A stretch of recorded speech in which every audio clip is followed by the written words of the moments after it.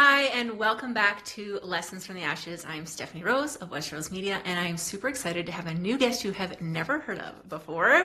Her name is Christine. Hi, Christine. Thank you, and welcome. Please tell us a little bit about yourself. Oh, fantastical. I shall. I am what we call, what I call in the industry, an expert authority coach. And basically, it's bordering on being a business coach and multimedia coach, where I look at someone's business, the work that they've been doing, and pluck out all the gems that they are, those special qualities about them, and then we showcase them and communicate them in messaging on their website, through podcasts, through social media, all of that good stuff. And so I'm that person that looks at you and goes, this is amazing. We need to tell the whole world about it. And you might be sitting there going, but that little thing? Yeah, no, that little thing. And I just combined all my experience, 20 years in broadcast radio. I was a multi-million-dollar fundraiser, $20 million for a particular radio network in America. Yeah,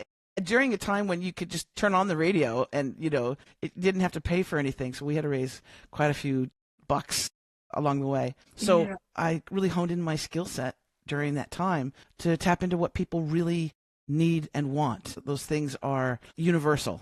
And so that's why I'm super excited to be working with entrepreneurs and small business owners right now and finding out what those gems are so we can communicate that with the world. I love that. That's so fun. Okay, so the theme of our podcast is Lessons from the Ashes, and we are here to give hope to people who are running businesses or just living life, and they are thinking like, oh man, how can I ever have success if I've had to do this? Or how can I ever change my life if I'm stuck here? So I like to have people start by sharing a lesson from the ashes, the phoenix rising from the ashes story. And I'd love for you to share one of your stories so that everybody can feel a little more inspired and a little more brave today. Good. And this is great training because eventually I feel like this is a TEDx talk. Yes. Welcome to TEDx. Stephanie, this is good. This is something that I'm going to be working on for TEDx. And it's called The Last Flight. And we all can just rewind a little bit and we can all remember the COVID days. And we're talking right at the pinnacle before all of the lockdowns and all of the, isolation and craziness. And my wife, we had been married a bit before, but my wife was based here in Australia, in New South Wales, and I was in Southern California. And I had that wonderful job at the radio station. And before COVID, I had been going back and forth to Australia, and knowing that I was eventually going to move here with my wife and our two kids. So, but there's a visa process, there's a whole thing you got to do. And so the universe has a funny way of saying, no, that's your timetable. And I was planning on being back here in April of 2020. And my wife called me up frantically one day and said, I think you need to bump up your flight. I said, why? She said, this COVID thing, I think it's really bad. And something bad is going to happen. You need to bump it up. And I was like frustrated with her. I said, are you kidding me? Do you know what it takes? I had to have somebody watching. I had to make arrangements for my house. I had to make arrangements with work. I had to make all these things. And I'm a control freak. I'm a bit of a producer, and I like to have everything all scheduled out. And she says, I just think, no, trust me. I really have a bad feeling about this. And I was like, okay. And I trust her with my life. So I said, okay, well, let me just see. All right. So I went to go check on my flight to see what the flight number was and just say, okay, let me call. And my flight was gone. I went on the internet. I went on Virgin and I looked at, and it was gone. There was, as if I never paid for it. It was not even anywhere to be seen. I got no email. I got no contact, nothing. And so I called the partner airline right away and said, hey, my flight is not there. And the lovely lady, I can't remember her name, but at the time I was like, I'm going to name my firstborn child after you. And I'm not reproducing. So, but I said, I have to get to my wife and our kids. What do you mean that there's no flights? And she said, the Australian government has announced that they are going to shut the border hard. And so all of the flights going into Australia are being canceled. She's like, I'm looking on my computer and they're just going off screen. And I said, no, I have to get there. Is there anything you can do? And she said, well, she says, let's see. And I naively said, what about next week? And she kind of chuckled and she's like, no, you don't understand. All the flights are being canceled. And I said, there has to be something. And I started panicking. I was like, what does this mean? Because I didn't understand. I didn't know. A border has never been shut like that, right? Mm-hmm. And so she said, I'll tell you what, she says, there's one flight and it leaves in a couple hours from LAX, but that's the only one I can see. Do you want it? And I sat there, Miss Control Freak, Miss person who has to have everything, all their ducks in a row. I'm looking around my house. I'm looking at photos on the wall. I had dishes in the sink. I said, it leaves in a few hours? She said, yeah. And I lived in Ventura, and Ventura to LAX is quite a little bit of a trip. Plus, I have to find somebody to take me to the airport. Finding somebody to take you to the airport is a challenge in itself. And I just said, yes, like questioningly, but yes. And she said, okay, I'm booking it now for you. It leaves at this time. Make sure you're there in plenty of time because it's an international flight. And I'm like, okay. So I literally, as soon as I got off the phone with her, I grabbed a suitcase. I started throwing, I grabbed my microphone because if I have my microphone in my computer, I'm okay. I can do anything, right? So I grabbed that. I grabbed some jeans, some underwear, some t-shirt. I grabbed my passport. Luckily, I had all of that, right? And some cash that I had stashed somewhere. I didn't know what to do, and literally just threw everything in a suitcase and called my wife and basically said, I'm coming, and called a friend I said, what are you doing? Well, I've got this going on. I said, can you drop that and take me to LAX? And she said, yes. So she did. And so we rushed there. I left my house a mess. And I never saw the house again. I got to LAX. LAX was like a ghost town, which is one of the busiest airports in the world, and there was hardly anybody there. The people that were there were all masked up, and I went up to the counter and I was like, here's my ticket, and the guy was looking at me.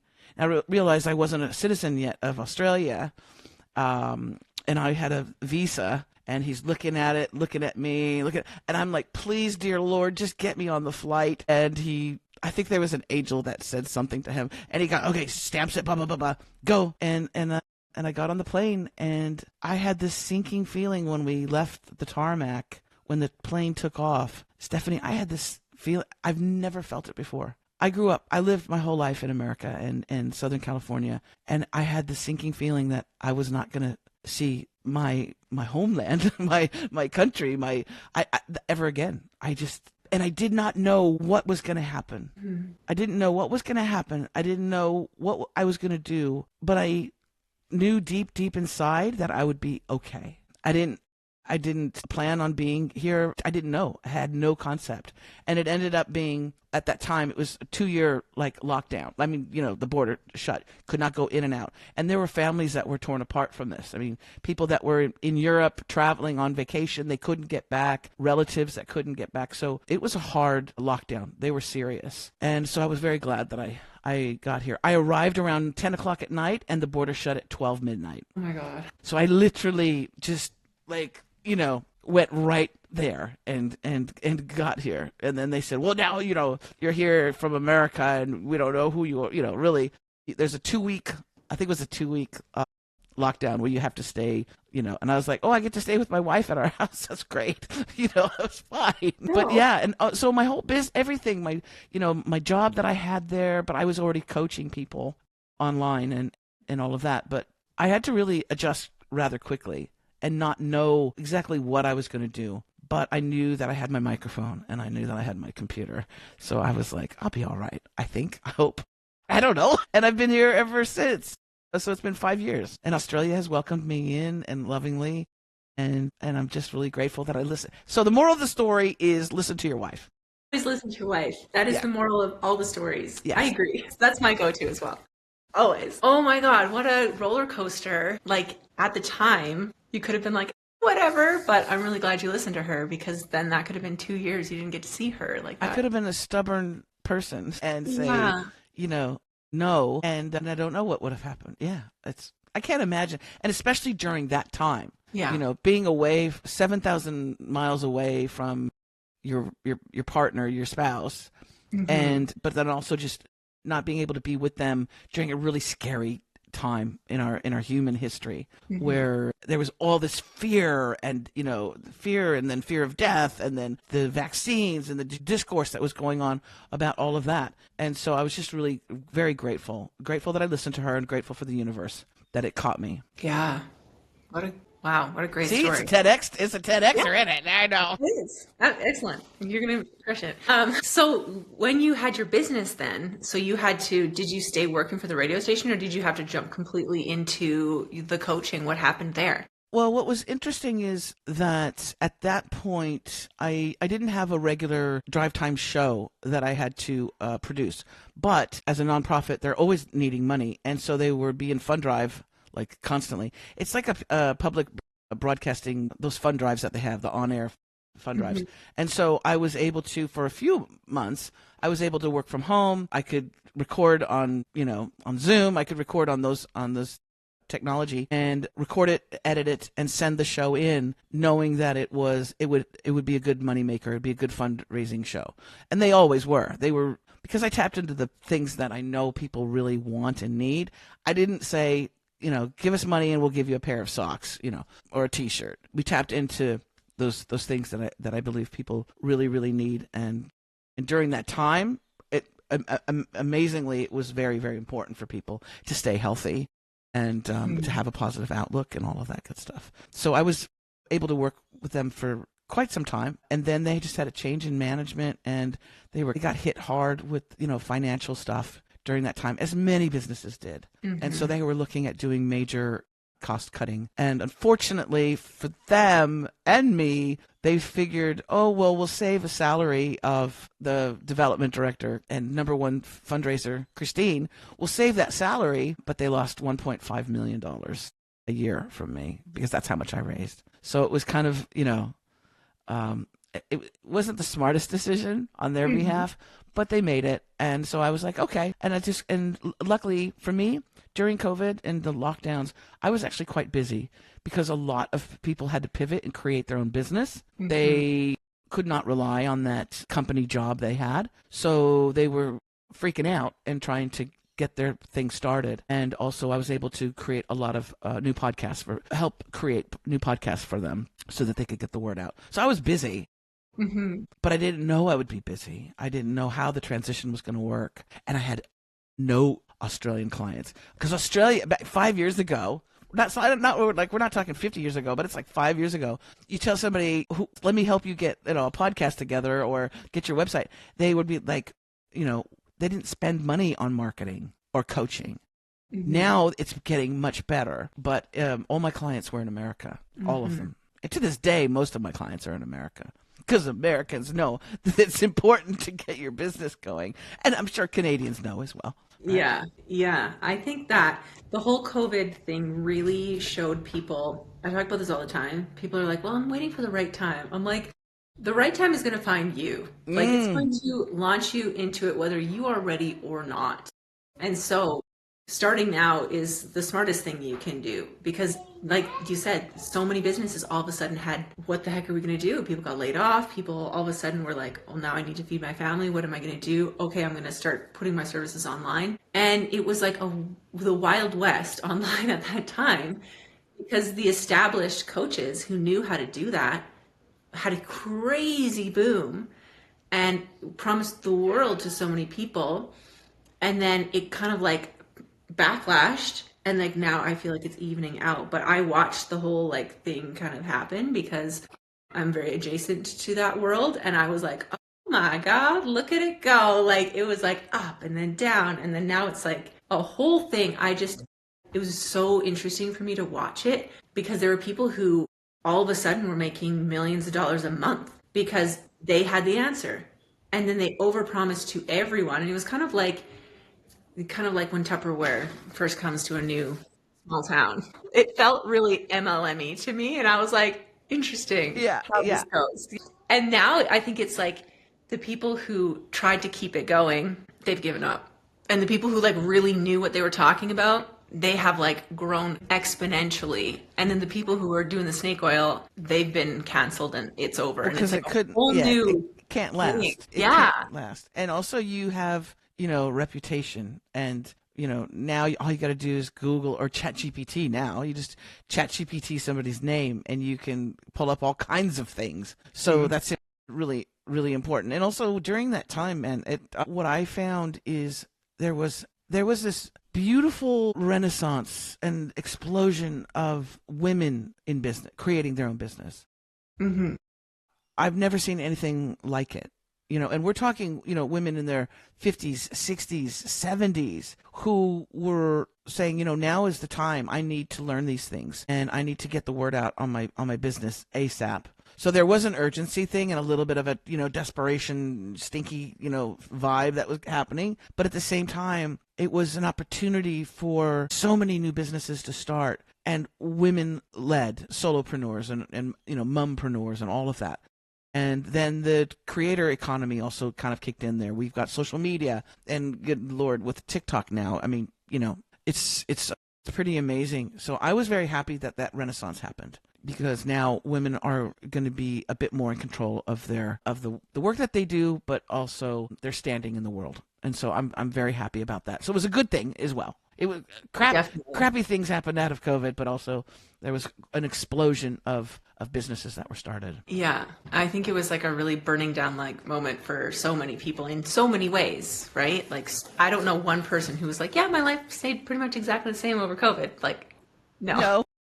We all went through it together. Some people came out better, some people came out worse, some people came out completely different, and it was just all a colossal change for everybody, which I think is really cool, as a group to go through. Well, and I think we also need to be very aware that collectively, on a universal scope, we all suffer a bit from PTSD of COVID.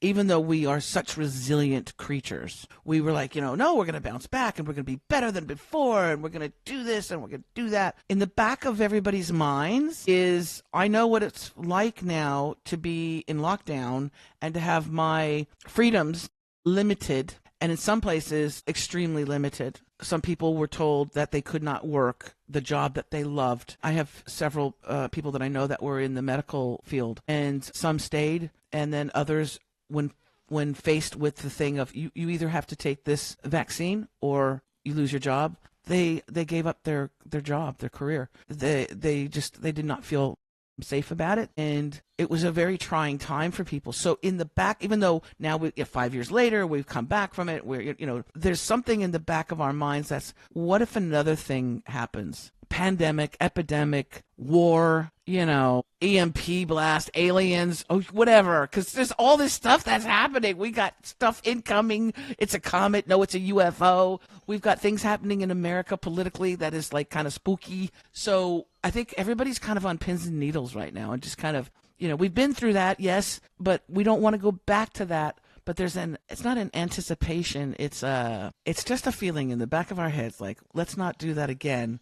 But also, I'll be prepared, if that makes sense. Yeah. Right? That's that PTSD. So there's that loud noise in your house, and you think of it's a gunshot or something. So that's in a collective. I think that we're still kind of going through that, and we need to clear that, but we also need to respect it and to say, okay, that's there. We don't sweep it under the rug, so to speak. Yeah, especially in business, because it's always unexpected, right? I think that raising children and running a business both taught me that the only thing we can count on is that nothing will ever be exactly as we expected. Nothing. Yes. I feel like almost nothing rattles me now, except for when I really think I have a good plan. And then for sure, that's the thing that rattles me. Every time I'm like, let's try something new. What's the worst that could happen? I'm like, yeah, rolling with the punches. And as soon as I'm like, no, this is a really good plan. I've never had a plan like this. That's when I'm like, okay, well, I'm going to for sure crash out if this doesn't work. That's funny. It's an act of letting go all the time. Yes, it is.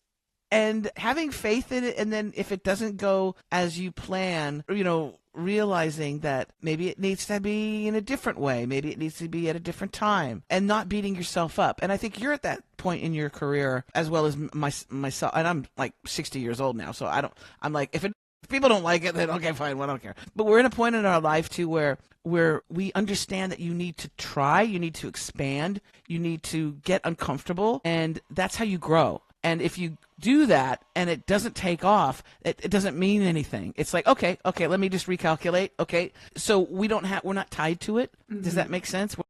Yeah. Not everything is like reliant on that big idea happening. It's like, okay, maybe that big idea needs another year to brew, or maybe I can come at it at a different way, a different angle. Yeah. And I think that comes with maturity, but also being in business for long enough, you realize some things need a little bit more cooking. Well, and the thrill of the chase, like Yeah, entrepreneurs, the I adrenaline. know we're crazy. Nobody talks about that. Everyone's like, "Oh, you're so brave." I'm like, "Am I, or do I just like really have an adrenaline junkie situation?" It's like it's like our puppy with a little like a ball, or a paper roll, like a tissue roll. You think it's nothing. You think it's trash, and then yet to a puppy, it's like the most amazing thing ever, and they can chase it all day long. And that's how we are as creatives and as entrepreneurs. Yeah. We just want a ball or a toilet paper roll to play with. Absolutely. And like as a creative, like I just feel like I always have to be doing something. There's always a project. And I have creative children too, and a creative partner. So we just like, there is paint on everything here. Like literally my entire garage right now doesn't have any vehicles in it. It has 7-foot Halloween trees that we're building. Like there's always something happening with our creative brains. But I'm like, I think that's how we really, I don't know, you get to, the more you create, Yes. So I think that creatives who, they start with their creative idea and then they turn it into a business and then that's their only creative outlet, then they get so burned out and they're like, why am I burned out? I'm like, well, it's because you're not creating for fun anymore. Yes. Yeah. My kids and I make art from garbage. And honestly, it's like the amount of people that I've told this to who now do this, we take everything that's supposed to go in the recycling and we make it into art. And then it goes back in the recycling. We don't keep it. It's the whole point is creating the art and then you throw it back out again. Love it. It's so like, it's such a simple concept, but because if you are creative, you have to keep creating. And if your only creative outlet is now running your business, as soon as you start a business, 50% of your stuff is like the things you don't feel like doing anymore until you make enough money to hire people to do those things. So you lose that creative spark and then you're like, well, why am I burnt out and sad? I'm like, well, when's the last time you like made some art from garbage? Like, let's go do that. And then they're like, oh, I feel better. I'm like, oh, imagine that. Crazy. Well, in what you've done, I do something similar. I like to paint abstract paintings, right? Acrylic abstract paintings. And I do that, it's mostly therapy. It's just, for fun. And what I like to do is I go to they call them a recycle center here, but the thrift stores have them as well. And I'll go and find the ugliest painting that I can find. That's like for $1, $5, whatever. And I'll find the ugliest painting and I'll take a picture of it. And then I'll paint over it something that I, just come up with. And I can't draw people. I can't do any of that. But abstract painting, I'm very Pollocky, like throwing paint on it. And so I'll upcycle. So I'll take something that's ugly and, with like a sailing ship or something or a velvet painting, right? And then I'll transform it into art. And there's so many things that you can do when you create that art. If you wanted to, yes, you could sell it if you really wanted to. You can rotate it throughout your house. But also there's all kinds of different charities and events that they have, and they're always doing those like live auctions or raffles and things like that. And you can donate that to a charity, let them raise some money with it if you want to let that go. But I just love that whole process of doing the before and after. Like some really ugly thing that was hanging in somebody's kitchen in the 60s and 70s, that avocado green, and taking that and turning it into a different piece of art. I love that. So I get you. I completely get you. And yes, we need to stay creative. It's very, very important for us. I think it is. Okay, so at the beginning you were talking about how you look for like that one thing in people within their business. So I'm very curious about that. I want to hear more about that and how you do that with people. It first starts off with having that discovery call, that strategy call with people. So it's 30 minutes where I basically allow that for the person to tell me what it is that they've been doing. They can also tell me a little bit about what they want to do. And then I work intuitively. Even though I do not market myself as a psychic or an intuitive, I pull in from all my experience that I have on what I think with the market for their particular niche needs, but I will also work intuitively so that as I'm talking to them, I will get an idea or a concept or a path that they can take that is so solid that the universe gives me massive goosebumps. If I get goosebumps, then it's like, yes, yes, yes. The universe is going, yes, yes, yes. All signs are go, go, go, girl. And sometimes I'll get a message and I'll go, I can't tell them that. Really? Am I supposed to say that? And it's like the voice or whatever says, yeah, you got goosebumps, don't you?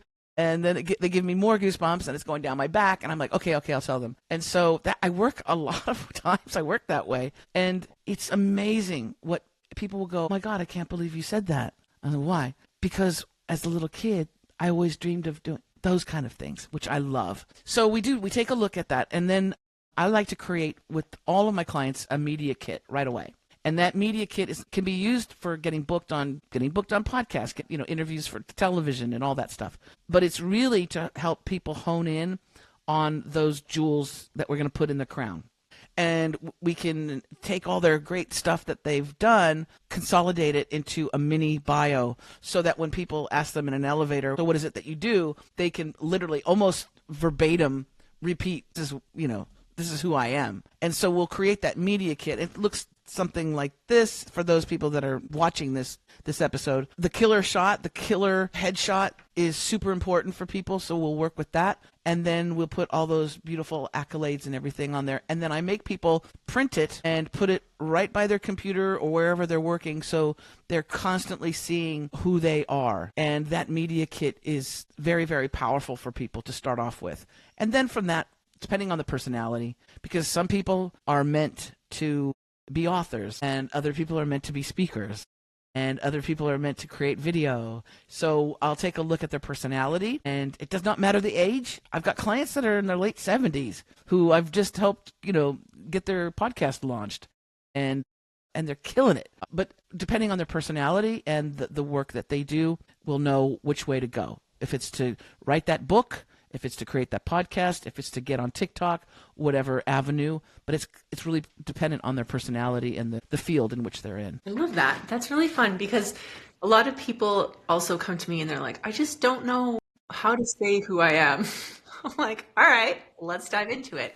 Yeah. And a lot of people, when they come to work with me for photo and video and their brand, is they need, I like that you print out the picture because they need proof of who they could be. Actually doing the photos helps them oh yeah, I can be this person. And it's important, especially for the work that you do, your value is that those photos that you can take of a person, if they're a speaker, if they're a coach, can completely change their lives. And I'm not being overly dramatic about this, but the power of a really good headshot, even if it's one, but if you have a few great shots, yay, but that one particular powerful image will say more than a website that's got 8,000 miles of text on it, right? That image is what's going to open people. I got this picture that I have that I use. It's on my business cards. It's on my website. That image has opened so many doors for me, and it's the energy behind the image. Okay, my eye, you can't even see my eyes because I've got this expression on my face I'm excited. My mouth is open. My eyes, because my eyes get really squinty when I'm laughing or smiling. I've got these big black glasses. I'm wearing black because that's my uniform is black. But I have headphones on and a microphone in this picture. And that picture, that image, has opened so many doors for me. And that's why I tell people, I say, do not do a selfie. That's not your image. Your image, you need to find a professional photographer who can capture your essence, right? And that's the value of what you do. Because one single image that you could create for somebody can completely change their whole trajectory. Absolutely. And having somebody, a photographer who actually works with businesses and brands, not just, well, this person is nice because they took my family pictures. That is not the same person. It's like when people are like, oh, do you do family photos? I'm like, no, it's like a completely different universe. Absolutely not. You don't do doggy pictures? Come on now. No, I don't. But I could if I had to. No, you're a professional, a branding photographer. Yeah. And that is extremely valuable. I wish you were here in Australia because I need new pictures. Perfect. Well, you can come visit Canada. It's so nice here. Can't we do this over Zoom, or can't we do this online? No, we can't. No. This is one thing you can't do online, and one thing that AI can't fix. That is something that I really, I'm like, the people who I want to know your yeah, what are your thoughts on the whole AI thing? Well, I think it's a good tool, but the people who take a photo of themselves and then you can tell it's not them. And then they're like, this is my authentic self. And I'm like, girl, stop that. They're like, I also made myself younger and took 20 pounds off. And I'm like, all right, people don't want to see that. They don't want to see a perfect picture. Like we have No. Robbie, she's Barbie. None of the rest of us have to be that. We get to be us. Yes. And like Yes. when people come to me for photos and videos and they're like, hey, I need something that's going to really show my brand, show me. I talk to them way more about, I'm like, well, what do you want to do? Like what you do. Tell me, I don't care what you're going to wear. I care, what do you want to do? Like what part of the world are you going to take over and how are you going to change lives? Because that's the information I need to get a really good shot. I don't give a shit what you're wearing. People Yeah. come to me and they could be naked and we could get the Yeah. best picture. Like, come on. You don't need people stress about like, oh, I want to fit into this clothes. I'm like, stop that. It has nothing to do with it. I want to see what you're passionate about. That's what I'm going to capture. And then they're like, oh, this picture's amazing. I'm like, yeah, no shit. It's almost like I know what I'm doing. And you're able to capture that energy, right? That vibe, that energy that's flowing from that person. And I say the same thing when people go, I'm too afraid. What are people going to think? I deal a lot with people that have imposter syndrome. We get over that really quickly. And with that, it's what are people going to say about me if I do a video or if I have a podcast or I speak out about this, that, or the other. They're so worried about what people are going to say about them, what they're going to think about them. And I say, you know what? It's not about you. Mm-hmm. And they're like, what do you mean it's not about me? I'm coming to you to help my brand. And it's not about you. It's about what you do for people and the energy that you emit. Because if you have imposter syndrome and you have a desperation mindset or a scarcity mindset or what are people going to, I'm worried what people are going to say about me or think about me, or I'm too old, I'm too this, I'm too that. It's the same thing when people come, would say, what am I wearing? I don't have any new clothes to wear. What about my makeup? All those things. It's not about that. It's about the energy that you are able to present and put out into the world. And so that's the thing. So we try and get people over that as well. Just like get rid of that. Focus on the people that you want to help. Your target audience, your clients. What do you do for your clients? Yeah. That kind of stuff. Yeah. So I hear you, girl. I understand. I love that. Okay, so I'm really curious about like when you're talking about like the jewels in the crown, what kind of things? Like I want examples. What kind of things would be the jewels in someone's crown? What if somebody's like, I don't have any jewels, jewelless? Everybody has a jewel. Come on now. I have a few different examples from folks. I have a client who wanted to really do some public speaking, and she's an amazing human being. She is Australia's first solo female hot air balloonist. This was and she's like in her early 80s now, I think. I hope she's not listening. Anyway, I never know with people's age. No, she's in her early 80s, and so she wanted to get speaking gigs, right, and interviews on podcasts and things like that. And so we needed to create a media kit for her. And she's like, well, this is who I am. This is what I've done. And she had this long laundry list of, medals and honors that she's had. And I'm like, okay, that's interesting for you. That's interesting. But I'm thinking general public, right? What people want. And I'm also trying to get her booked on shows. So what would a podcast host really want to dive into? The hot air ballooning thing and being in a male-dominated field, especially in the 70s is when she started. She had the first female-owned hot air balloon company in Australia. And we're talking, very blokey industry, right? And so that was all wonderful. But I was like, that's not it. So as I dived in and I started talking to her a bit more, she was talking about how she almost died 11 times. And I was like, now that's juicy. Like, that would be a good, question to have a podcaster or an interviewer ask. And then as I was talking to her, she started remembering all this stuff. And she said, you know what? She says, yeah. She says, I almost died this 11 times. She goes, and she said, my life was saved by a pod of dolphins. And I went, excuse me? And she said, yeah, she had gotten thrown over a boat or something. She was bleeding in the water in Australia. Hello, shark, shark, shark. And she was scared. And a pod of dolphins came and surrounded her. Yeah. And a ship, like a boat far away saw the pod of dolphins and saw that there's a lady in the water. And then they came and they saved her. But she was bleeding. So I said, this is like a movie. This is perfect. Now, it's really great that you won the honorary medal of da-da-da-da-da-da, but that's not the story. visually, I can't really get excited about that. But you saved by a pod of dolphins, do tell. Yeah. Right? So let's hear more about that. So that was a jewel in her crown without her realizing it. Okay? So it's the same thing with me. I can have all these degrees and, books, best-selling books and all that great stuff. But also my story, as we had heard before, that last flight out, is a part of me, right? And that tells you something about me. And so we have these jewels that we just don't realize. I also said we need to get her writing that book. She's written one book, but we're working on getting her to write another book because she's got so many great stories. And she's a great leader. She's an inspirational person to hear from. So that's what we wanted to do, to focus with her. And then I'm the queen of taking people and they go, I don't know what to call myself. I do this, I do that, I do this. And I like to give them a title. I like, you are Sir so-and-so, Knight of the, So for the longest time, I was Christine Blosdale. I was a podcast coach. I was a media coach. Nobody knew what a media coach was. They're like, I don't know. And then I finally came up with the expert authority coach, because that's what I really do. Trademarked it. And, and so now I have clients and they go, I don't know what I am. I'm just a guy who, I have one client, I'm just a guy who really wants to help other guys that have ADHD, get social and enjoy life again and get over this. And so I was like, well, you're the ADHD guy. And he's like, I can call myself that? I go, you can call yourself anything you want, bro. You can, yeah. So he's known as, the ADHD guy. I have another client who's a clinical psychologist, therapist, and her whole thing is about the brain and how it works. And she's like, well, you can't call me the brain coach because somebody's already got that. And I said, okay, but you are a brain coach. She goes, well, yeah, I am, but you can't say that because somebody else has got that. I said, oh, okay. I said, what about, because she's lovely and very kind and she forgets to even charge people type thing, right? And I'm like, stop that. You need to.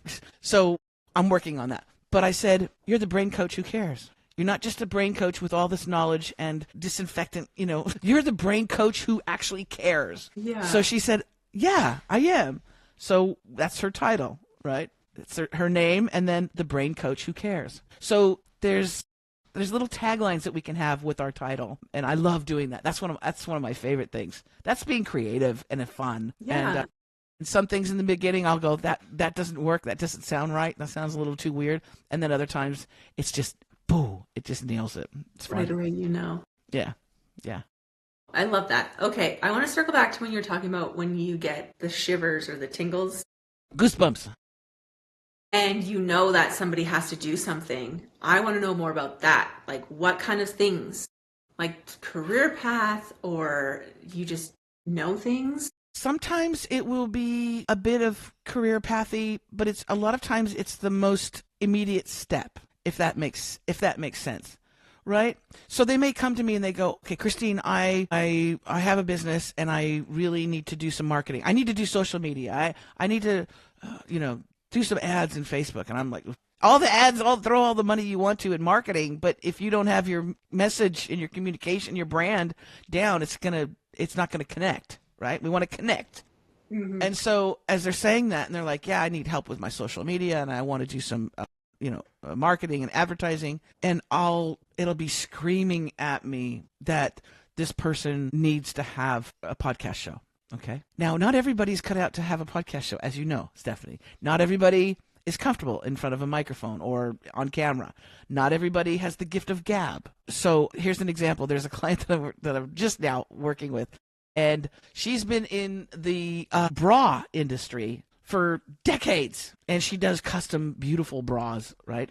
And so she's been doing this forever, high-end luxury bras, and she's been doing it for a very, very long time. And I immediately, when I was talking to her, she's like, yeah, I need more, I want to do marketing, this, that, and the other. And I said, you have a gold mine with a podcast. And she's like, what do you mean? And I said, it's called Bra Stories. And every woman has a bra story. It's either that bra that we never want to throw out, and it's just rat-tat-tatty, or like myself, I had to I was traumatized when I had to get my first bra because I was a little tomboy and I wore those little undershirts, and my grandmother said, like, whatever year I was, I don't know, 11, 12, I don't know. And she said, Christine, and I was like, what? She's like, we need to go get your first bra. And it was as if somebody said, you're dying, right? You have terminal cancer and you're going to die in about a week when we go in to get your bra. And I was so upset. I threw a tantrum. I was like, no. And I remember going there and then the lady and the measurement thing, and I was just mortified. So I said, you have a gold mine, Bra Stories, the podcast. Do you know how many people will tune in for that? Do you know who's the ad sponsor for Bra Stories? You, your company, your business. And she just looked at me. She goes, really? Really? You think so? And I'm like, trust me. Trust the goosebumps, right? So now we're working on that right now. We're doing all of that. But it's like I said, it's right there. Yeah. But people don't see it. A lot of times we don't see the forest through the trees, or whatever that phrase is, the trees through the forest. Yeah. We don't see it because we're in a little silo of entrepreneurialism, and we're like, this is what, And we also, here's something that we suffer from, Stephanie, is this. As entrepreneurs, solopreneurs, we tend to want to give the market what we want to give them. I'm really good at this, so I'm going to say, take this, take this. How come nobody's taking me up on this offer? I want to give this. You need to listen to what your potential clients and customers actually need. Mm-hmm. Instead of saying, I want to push this on everybody, right? For the longest time during COVID, casting was huge for me. That was my bread and butter. Creating a podcast, that was a lot of money for me to be brought in. But things have changed, and now with the creator economy and the TikToks and all that stuff, I have to adapt, and I have to focus in on what my clients and potential clients actually need, and they need help with their branding and their messaging, and their products and their services and the communication. They need help with that. They don't necessarily all need a podcast. Yeah, it's a lot. It's really interesting hearing you talk about it from you talk about a lot of the same things I do, but from a completely different lens. So you've seen my Instagram and stuff. What do you think that I would need? I'd have to sit down with you, Stephanie, and have a we'd have to have a strategy call. Okay. Well, I thought you might have a nugget for me for the last bit of our podcast. No, I'm not going to do that right now. You got to book a time with me. Okay. So where can people work with you? How can they connect with you if they're like, I want to find out what the jewels in my crown are? How do they do that? It's super easy. They can book a free chat with me. It's absolutely free. I record the session as well so that you have it that you can refer to, and that they can book that with me at expertauthoritycoach.com. They can also find my name and look up my name, and it goes to the same website, but it's expertauthoritycoach.com, and it has all of the different things that I offer. But most importantly, it's that discovery call, because I don't know. I need to talk to you, first, and to feel your personality and all of that stuff. And I think with you, Stephanie, too, you're the people that are in your field that are attracted to the work that you do, they resonate with you and they come into your life. And the other folks that are going to be a pain in the butt, they don't come into your orbit, right? And I think that's your beacon, that's your bat signal that you're sending out, that you want those really great clients that you're gonna have fun with. And that's what I do as well. I want to have fun with my clients. We have a blast, and that's what I want. Yeah. And it shall be. Yeah. Perfect. Okay, well, thank you so much for coming on the podcast. I think that it was a really insightful episode for a lot of people. And if you want any of those links, I'll put them in the show notes. But thank you so much for coming. And to everybody listening, please share this with a friend. And if you would like to be a guest on the podcast, get into my DMs and ask for the application, because we have a really fun season with lots of people on this huge variety of people this year. And I'm really, really excited about it. And it's a blast to be on your show. So yes, get in there. DMs. Okay, so have a wonderful day, Christine. Thank you so much. Thank you so much for coming. Thank and you. Everybody else, please share the show, and we will see you at the next episode.